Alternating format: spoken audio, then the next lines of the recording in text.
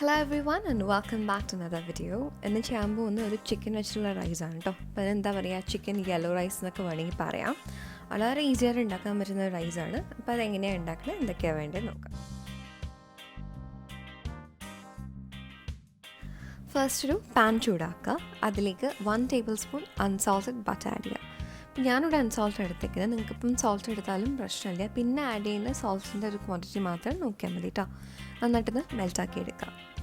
അപ്പോൾ ബട്ടർ മെൽറ്റായി കഴിയുമ്പോൾ ഇതിലേക്ക് ഹോൾ സ്പൈസ് ആഡ് ചെയ്യുക. അതായത് പട്ട, ഗ്രാമ്പൂ, ജാതിക്ക, ജാതിപത്രി, നട്ട്മെഗ് മെയ്സും നട്ട്മെഗും ഒക്കെ. അപ്പോൾ നട്ട്മെഗും നട്ട്മെഗ് മെയ്സും വളരെ ചെറിയൊരു പീസ് മാത്രമേ ആഡ് ചെയ്യാവൂ, അല്ലെങ്കിൽ അതിൻ്റെ ഫ്ലേവർ വല്ലാണ്ട് വരും. ഓക്കെ, നന്നായിട്ട് ഇനി സോട്ടേ ചെയ്ത് കൊടുക്കാം.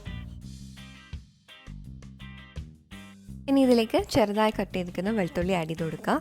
നന്നായിട്ട് സോട്ടേ ചെയ്യുക. അതിനൊരു പച്ചമണം മാറുന്ന വരെ സോട്ടേ ചെയ്ത് കൊടുക്കുക കേട്ടോ.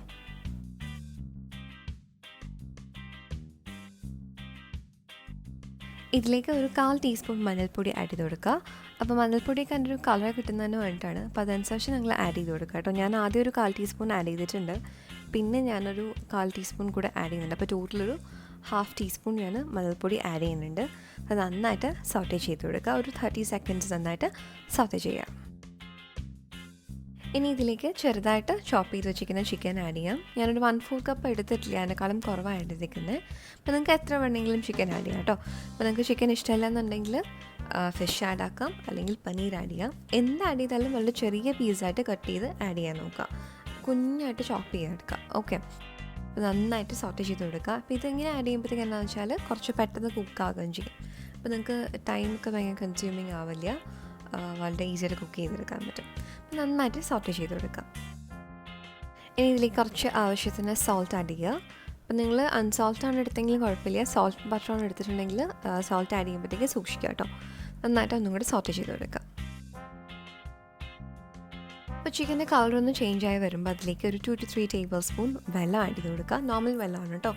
അത് ആഡ് ചെയ്ത് കൊടുക്കുക. നന്നായിട്ട് മിക്സ് ചെയ്യുക. ഇനി നമ്മൾ ക്ലോസ് ചെയ്ത് വെച്ചിട്ട് ഒരു 3 to 4 മിനിറ്റ്സ് കുക്ക് ചെയ്യുക.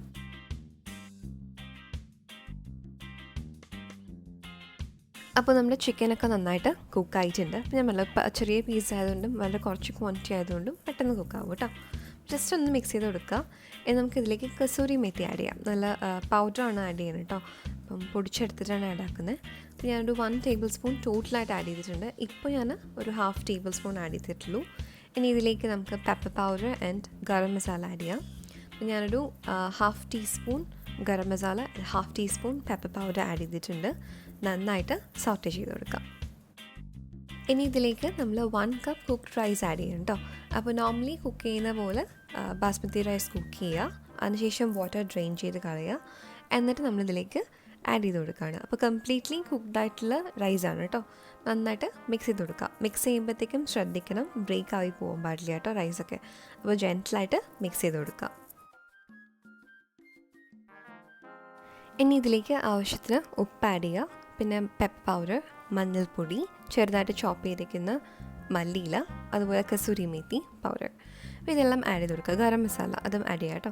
അപ്പോൾ ഞാനിവിടെ ടോട്ടലായിട്ട് 1/2 ടീസ്പൂൺ മഞ്ഞൾപ്പൊടി ആഡ് ചെയ്തിട്ടുണ്ട്.